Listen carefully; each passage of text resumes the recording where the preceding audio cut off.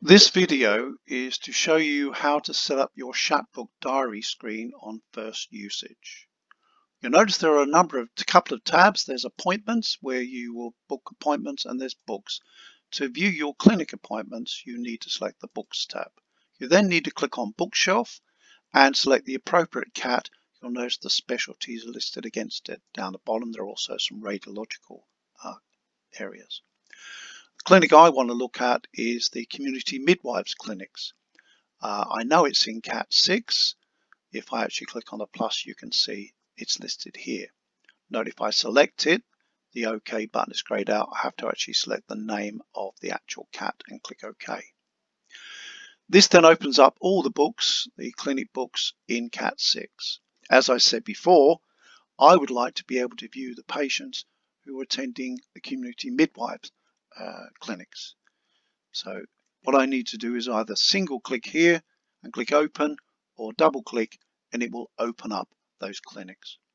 Now, if every time you come into the Schapptbook diary screen you want to go through that whole process, you can, but also you can turn around and say, I want to put some options in place so that it automatically opens up to where I want it to open up. And the way you do that is you click on the word view at the top of the screen and you select options.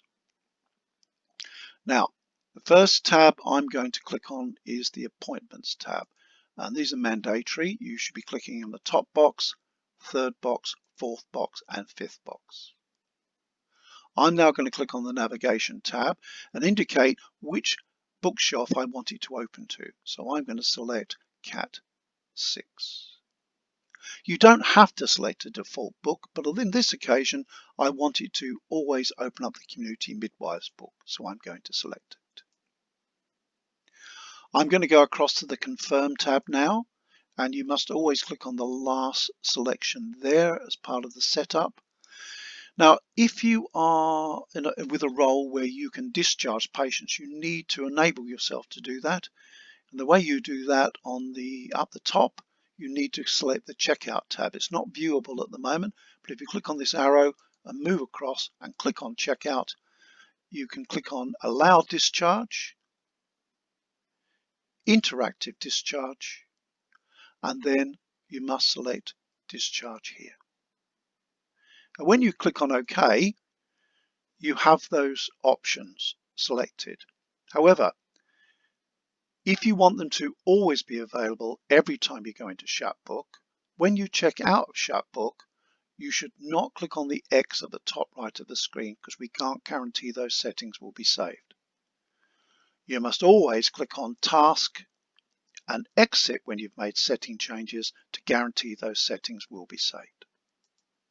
So when I next go into Schapptbook and log in, automatically goes to the correct cat and community midwives. Now you'll notice there's a number of clinics across here, and some of them have no appointment slots underneath them. It just means for that particular day of the week there are no appointment slots. So you see I have Bluebell 1 here, but if I click on the 26th, there are no appointment slots on that day. So it just depends on which day of the week you select. Now you do have an option to hide these empty clinics if they're not actually operating that day. And the way you do that is you click on View, and you'll notice Empty Schedules is selected, and if you simply deselect it, you will only see clinics that are actually operating with appointment slots that day. This point I draw attention to the fact there are yellow slots and blue slots. Yellow slots are only for patients attending their first appointment for that particular encounter of care.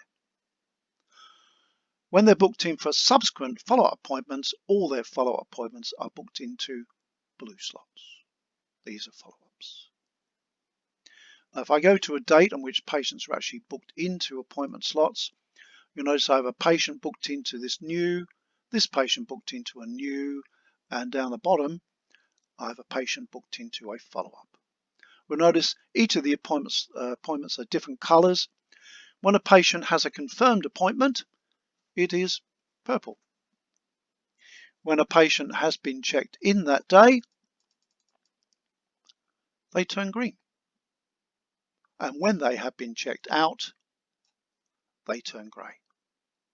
If a patient did not attend their booked appointment, what the person managing the clinic is supposed to do is right-click on the appointment, select Actions, and did not attend, and then the appointment slot will turn black. Now you'll notice when I hover over these appointments, certain information is displayed or is viewable. So I've got the patient's name, the appointment type, the location, and checkout. You'll notice it displays here as well. I can add additional demographic information plus some other information too by simply, and it doesn't matter if you click on a booked appointment or any appointment slot, just right click on it, select book settings and select properties. Now what's currently being displayed is the information that's got ticks against it.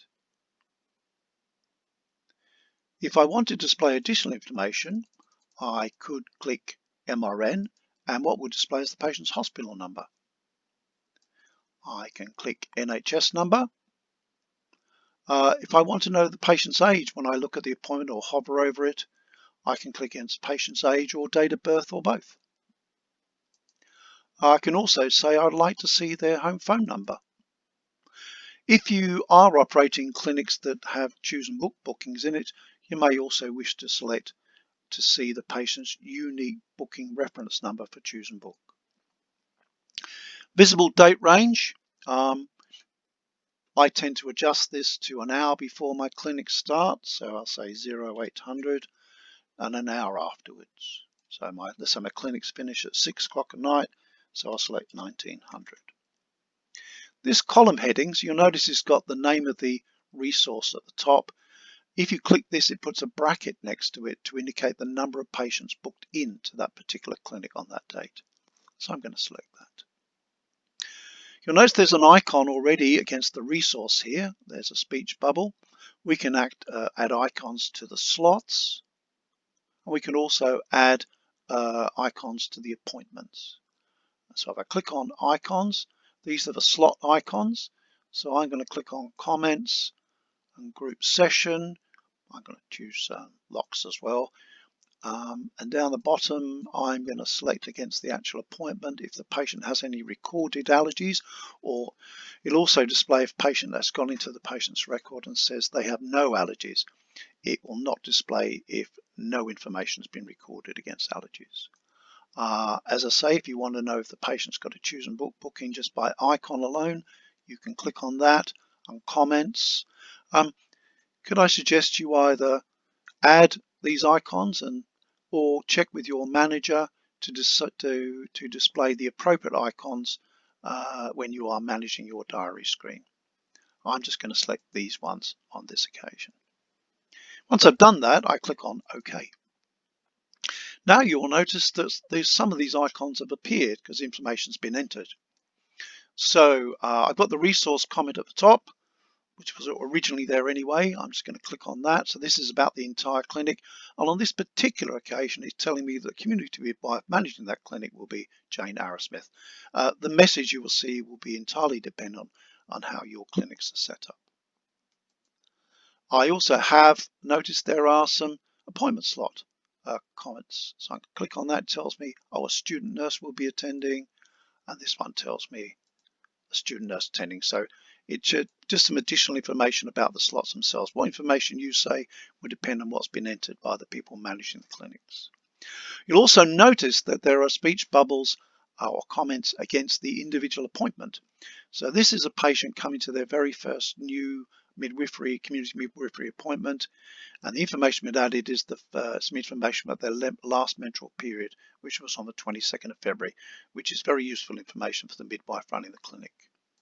If I look at the follow-up, you can see that some information has been added. So they've already had their initial appointment, and when the next booking was made, the community midwife indicated when they come to this appointment, they will be at 16 weeks.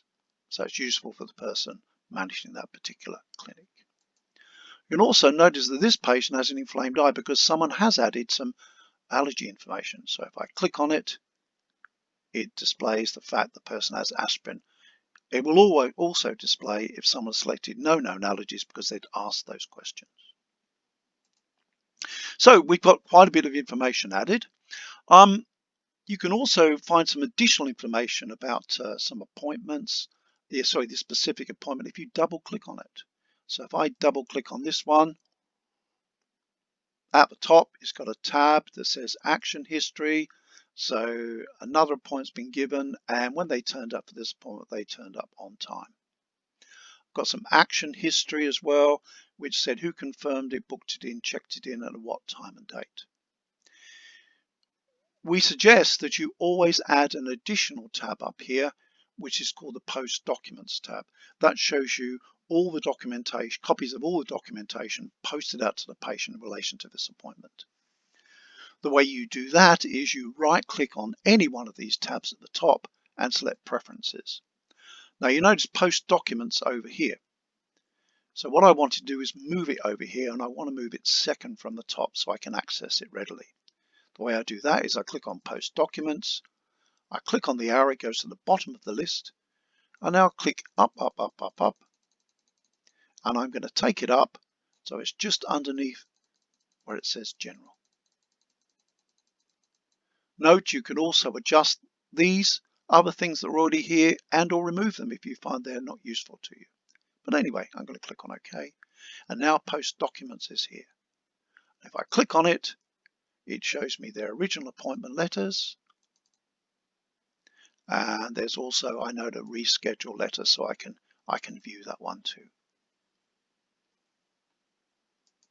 Okay, I said before, when you make setting changes, when you exit the Schapptbook diary screen, you shouldn't click on the X, you should click on Task and Exit. We've made some additional setting changes, so to guarantee that they will be available next time you come into your Schapptbook diary screen, again, you should click on Task